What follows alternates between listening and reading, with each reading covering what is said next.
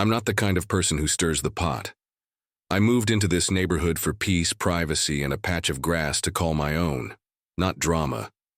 I work hard, keep to myself, mow my lawn every Saturday, and make sure my garbage bins are rolled back in before the sun even thinks about setting. I do everything right, and up until a few months ago, I thought that was enough to keep me off Karen Dobbins' radar. I was wrong. Karen Dobbins, self-appointed queen of the cul-de-sac, runs our homeowners association like it's a personal dictatorship. She walks around with a clipboard and a Bluetooth headset like she's managing a Fortune 500 company instead of a row of cookie-cutter homes. If a bush grows 1 inch past the curb, she's issuing a citation. If your welcome mat isn't HOA-approved beige, prepare for a warning letter. She fines people for the sound of their wind chimes and once told a neighbor their car was too ugly for the community standard. And somehow, nobody stops her. But up until that day, our interactions had been minimal. A passive-aggressive note here, a fake smile there. I kept my head down. That all changed the day I pulled into my driveway after a long shift. Clicked. My garage remote and froze. Her car, her Lexus RX, the one with the HO4 Life vanity plates, was sitting dead center in my garage. At first, I thought maybe I was losing it. I actually reversed and double-checked the house number. Nope.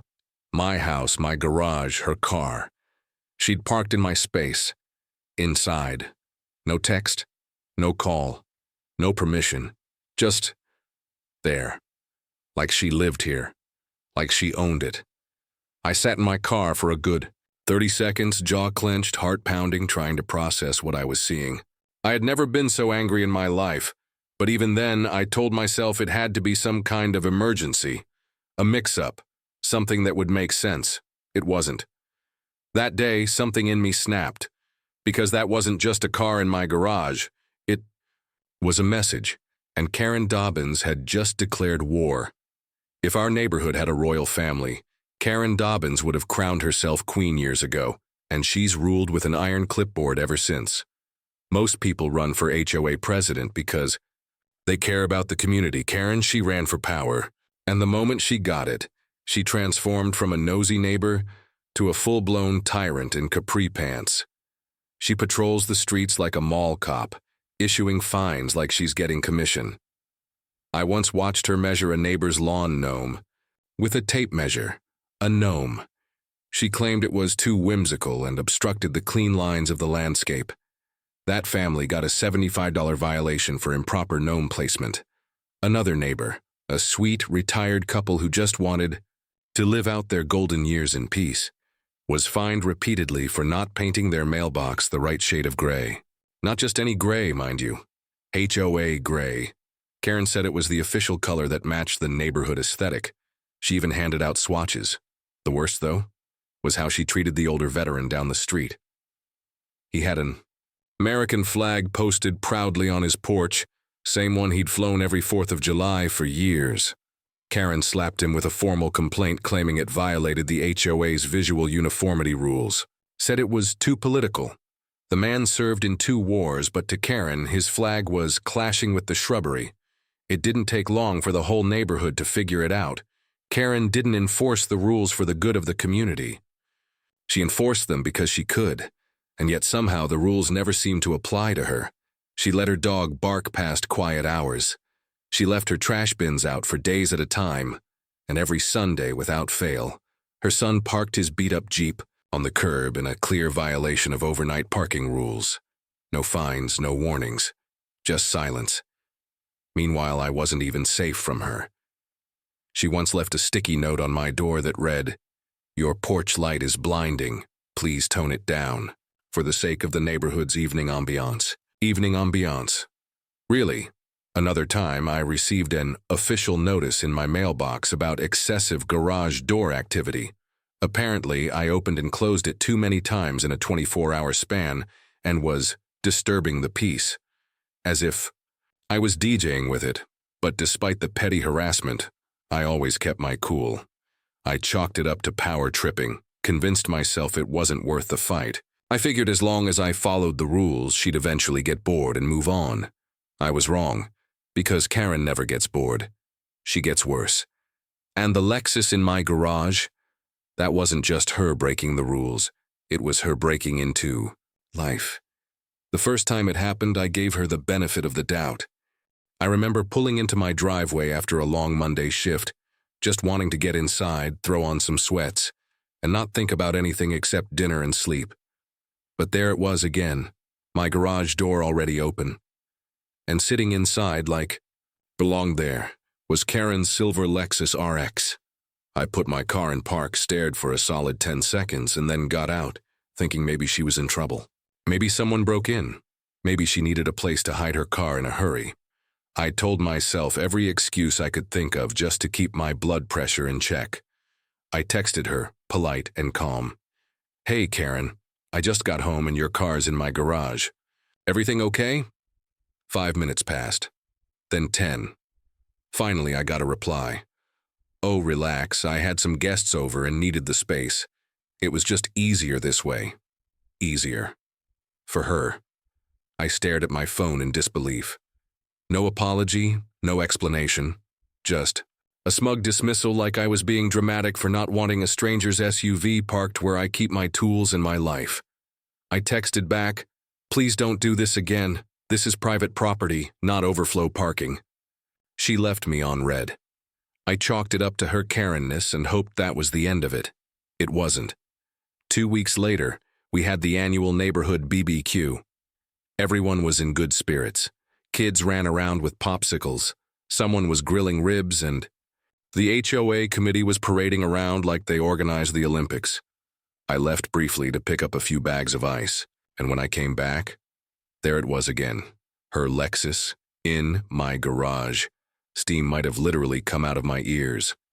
I parked on the street, walked straight up to the gathering of lawn chairs and paper plates, and said loud enough for half the block to hear, "Karen, why is your car in my garage?"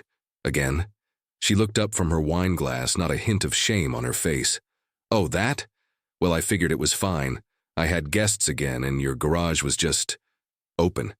"It wasn't open," I said, jaw tight. "You used your access code. You let yourself in." She shrugged, smiled, and sipped. "Well, I am the HOA president. There are certain privileges that come with that." A few people chuckled nervously. I didn't. That's not a privilege. That's trespassing. Karen gave me that smug little smirk she always wears when she thinks she's being clever. "Oh, come on. Maybe your garage is just the community garage now. You've got plenty of space." I looked around. Some of the neighbors were avoiding eye contact. Others looked amused, like this was all just some petty squabble beneath their concern. No one spoke up. No one backed me up, so I just said it straight. This is the last time. Next time, there will be consequences. Karen raised her glass to me like we were sharing a joke. Noted. That night, I changed my garage code, and I started documenting everything, every suspicious incident, every strange car parked too close, every piece of passive-aggressive mail from the HOA. I started taking pictures, timestamps, angles, full context. I backed up everything to the cloud. I installed a discreet security cam above the garage door and another inside, just in case. She tried anything sneaky because I could feel it. She'd crossed the line. And she wasn't done. Not by a long shot. It was the kind of day that starts out irritating and just keeps building. Late meetings, spilled coffee, bumper-to-bumper traffic. And then the sky opened up. By the time I got home, it was full-on monsoon mode. Rain slapping the windshield, water pooling in the gutters, and thunder rattling through the clouds like distant cannon fire. I pulled into the driveway, grateful to finally be done with the day. Reached up, hit the garage remote. Nothing. Pressed. It again. Still nothing. Frowning, I leaned forward, squinting through the downpour toward the garage. The motion sensor wasn't lighting up. The whole system was dead. I tried the app on my phone. Still no response. With a sinking feeling, I stepped out into the storm, soaked instantly to the skin. I sloshed my way to the garage keypad and punched in my code, locked out. That's when I saw it. The unmistakable outline of Karen's silver Lexus once again nestled inside my garage like it had always lived there. I felt my pulse in my ears. I had changed the code. She must have overridden the system manually. I later learned she'd triggered the emergency release and disengaged the power sensor. She'd bypassed every form of access I had and just moved in. I stood there in the rain for a full minute, fists clenched, breathing hard, teeth grinding. I had to park in the street. My own garage was being squatted by someone who didn't even live in my house. That night, just after midnight, a sharp crack woke me from dead sleep. I ran outside in my pajamas, and there it was. A thick tree branch had snapped off during the high storm and crashed down on my car's windshield. Spider-webbed glass, dents across the hood, thousands in damage. The next morning, still shaking, I marched up the street and rang Karen's doorbell. She answered in a silk robe with a smug expression, like she'd been waiting for me. "You parked in my garage again," I said through gritted teeth. "And now my car is wrecked because it was forced onto the street during a storm." Karen just blinked at me. "Well," she said, brushing imaginary dust from her robe, "maybe you should have built a stronger car if you wanted to keep it safe. I nearly lost it right there." "You trespassed," I said. "You broke into my garage and disabled the sensor." She rolled her eyes. "Oh, stop being dramatic. It's just a little shelter sharing between neighbors." I didn't respond. I turned and walked away before I did something I'd regret. That day, I filed formal complaints. To the HOA board, to the City Code Enforcement Office, even to the non-emergency police line. Nothing. The HOA board investigated and found no evidence of wrongdoing. Karen had, of course, written the bylaws herself and handpicked her lackeys. The city told me it was a civil dispute and advised mediation. Mediation. It was like screaming into a void. A few days later, I got an email from Karen's personal account. No subject line, just this message. "If you can't share your space, maybe this neighborhood isn't for you." That was it. One sentence. Smug, dismissive, threatening in its own passive-aggressive way. I stared at that screen for a long time. My hands shook, but not from fear, from fury. That was the moment I stopped playing defense. Karen thought she'd won. She had no idea what was coming. A week after the windshield incident, I opened my mailbox and found a note. No envelope. No signature. Just pink paper with loopy handwriting and one line. "Love how cozy my car feels in our garage." That was it. That was the final spark on a very dry pile of dynamite. I stood there on the curb, the note fluttering in my hand, like a taunt, and something inside me snapped. Not loudly, quietly, coldly, no more shouting, no more begging for basic respect. Karen wanted to treat this like a game. Fine, let the games begin. The plan came together faster than I expected. First, I made a call to my buddy Marcus. He runs a scrapyard and towing service about 30 minutes outside the city. Real no questions asked kind of guy. We used to wrench on beaters together in college. I told him I needed a private tow job. Junkyard drop-off, cash payment, one vehicle. No paperwork beyond the basic invoice. Marcus paused, then said, "HOA trouble?" I said, "You have no idea." He laughed and said, "Send me the location." Step 2. I paid for a certified property survey from the county office. Took 2 days, cost me a few $100, but worth every dime. The documents clearly marked my garage and the driveway leading into it as fully private property. Not shared, not easement, mine. No wiggle room. Step 3. I installed a new motion sensor camera inside the garage. High-res, cloud-backed, and perfectly positioned to catch the exact moment her car crossed the threshold. Then, just to be safe, I dug up the HOA bylaws, those tedious bloated PDFs that most people never bother reading past page 3. I went through every single clause and highlighted the line that made it all worth it. The HOA board shall have no jurisdiction over residents' private interior spaces, including garages and enclosed driveways. Clear as day. Karen had zero legal standing to enter my garage, let alone park in it. The board couldn't help her. The bylaws couldn't protect her. The law was on my side now. All I had to do was set the trap. That Friday night, I left the garage door open. Just a crack, 3 feet, just enough for someone to think I'd left in a hurry. The interior light glowed soft and inviting. I even swept the floor to make it look ready. Then I waited. At 6:13 a.m. the next morning, my phone buzzed. Motion detected. Garage interior camera. I swiped the notification.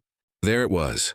The blurry but unmistakable image of Karen's Lexus slowly pulling into the garage like it had done a dozen times before. Smooth. Entitled. Like she was sliding into a reserved spot at the country club. Perfect. I waited 30 minutes. Just to be safe.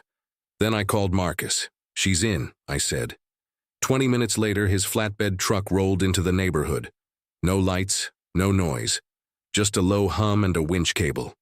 I opened the garage door and waved him in. Karen's Lexus sat there, smug and silent like always. Marcus walked around it, nodded to himself, and said, "Oh yeah, she's going for a ride." I handed him the tow contract I'd drawn up. Basic release of liability, proof of ownership, of the garage signed and notarized. Marcus didn't even read it. Just hooked up the car like he was taking out the trash. 15 minutes later, the Lexus was gone, hauled off to a lovely corner of his junkyard where dead cars go to rot. I closed. The garage locked it and went inside to make coffee. By the time Karen realized her precious Lexus was missing, it would be far too late. Saturday mornings in our neighborhood are usually quiet. Lawns being mowed, sprinklers ticking, maybe a jogger or two, but not this one. This one started with a scream that could have peeled paint off a fence. I was sitting on the couch, coffee in hand, watching the local news when I heard it. High-pitched, furious, and absolutely unhinged. "Where's my care?" I took a long sip and smiled. I peeked out through the blinds, and there she was. Karen, in her designer robe and fuzzy slippers, standing in my driveway like someone just shot her dog. Her hair was wild. Her face was the color of sunburnt rage. And she was screaming at the air like it had personally betrayed her. "My car. It was right here. Who took my car?" Neighbors were beginning to peek out through windows. Some were standing on porches, phones in hand, pretending to scroll, but clearly watching the show. One guy across the street even pulled out a lawn chair. I stepped outside slowly, like I didn't already know exactly what had happened. "Everything okay, Karen?" I asked, calm as a lake. She spun toward me, eyes blazing. "Where is it? Where's my Lexus? It was right there in your garage." I blinked. "My garage? You mean the private garage attached to my house on my property?" Her mouth opened, then closed. She looked like she was about to explode. "You had no right to move it." "Interesting," I said, pulling a folded paper from my back pocket.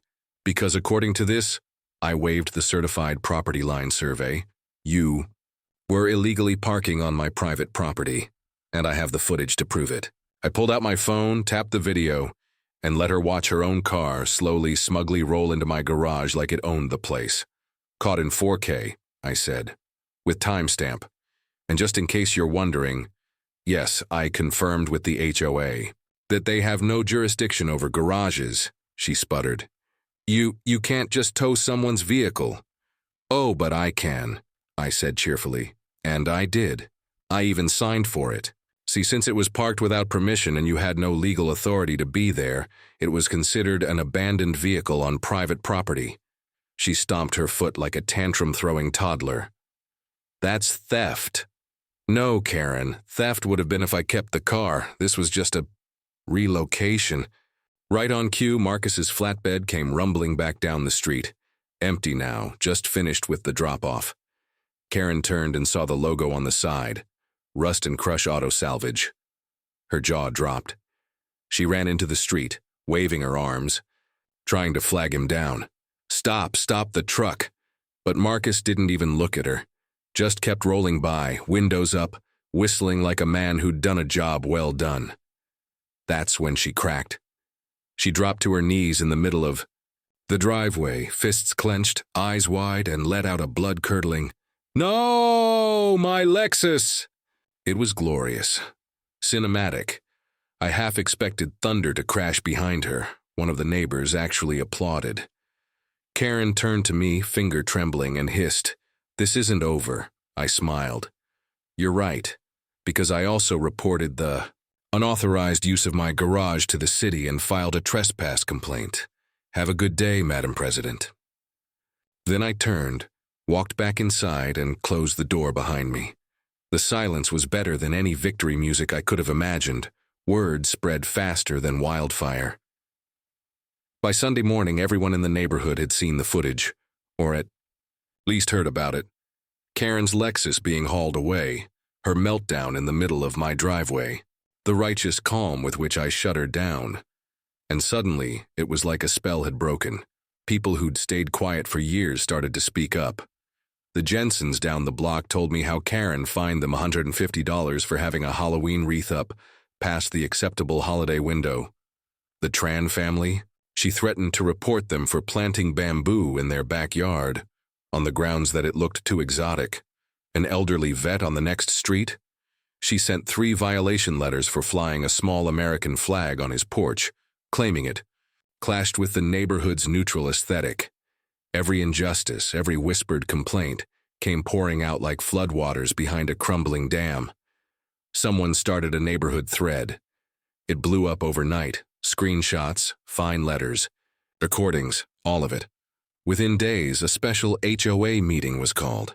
It was packed. Folding chairs lined the rec center wall, and neighbors who'd barely nodded at each other in years were now sharing stories and passing around copies of bylaw amendments. When it was my turn to speak, I stepped up to the mic and did exactly what Karen had never expected. I kept my receipts. I presented photos, time-stamped footage, property survey documents, her smug notes, the bylaws, the footage of her pulling into my garage and her meltdown when the tow truck rolled away. The room was dead silent, until it wasn't. One by one, people started clapping, then cheering, then chanting, "Vote her out! Vote her out!" By the time the final count came in, it wasn't even close. Karen was removed as HOA president in a Saiguru 42-3 landslide. She stormed out before the vote was even announced, but it didn't stop there. The new interim board, comprised of actual reasonable neighbors, voted to amend the bylaws. They added accountability clauses, required term limits, and created a grievance board to ensure no single person could ever wield unchecked power again. For the first time in years, the neighborhood felt like a neighborhood again. As for Karen, her Lexus eventually got retrieved from the scrapyard, but not before Marcus had it parked out back, sun-bleached and collecting dust for over a week. She still lives a few houses down. But now she walks a little quieter. No more barking orders, no more pink violation slips, no more parking in places she doesn't belong. And every time I open my garage, I smile, because peace has finally come home. Karen stuck around for a couple more months after she was booted from her HOA throne, but not really living, more like lurking. She kept her head down, avoided eye contact, and stopped trying to run the place like her personal fiefdom. But everyone knew. You could feel it in the way people paused their conversations when she passed. The way nobody waved anymore, the way neighbors actually started helping each other again, sharing tools, swapping plants, inviting folks over for barbecues. The spell was broken, and then, like clockwork, 2 months later, "For sale" signs popped up in Karen's front yard. She didn't throw a goodbye party, didn't send a farewell email, just packed up her sour attitude and drove off in that once smug Lexus like a disgraced sitcom villain exiting stage left. Good riddance. The house didn't sit long. Within weeks, a young couple moved in with 2 kids and a Labrador that instantly won over the entire cul-de-sac. We had a welcome potluck in their driveway. They brought homemade chili. The dog wore a bow tie. Total 180. And me? I made a few upgrades of my own. Installed a brand new security system, motion lights, remote app control, the works. Mounted a bright metal, private property, no trespassing sign right above the garage door. Clean, bold, unmistakable. I even had a little fun with it. Underneath the big letters, in smaller type, it reads, Unauthorized vehicles will be towed and donated to your nearest scrapyard. Just a little inside joke between me and the rest of the block. Now every time I come home from work and hit that garage remote, I don't feel tension. I don't brace myself for a Lexus squatting in my space. I just smile. Because finally, after all the fines, the notes, the ego trips, and that smug little power parade, this place feels like home again. And funny, isn't it? How peace returned to the neighborhood the moment her Lexus rolled out for good.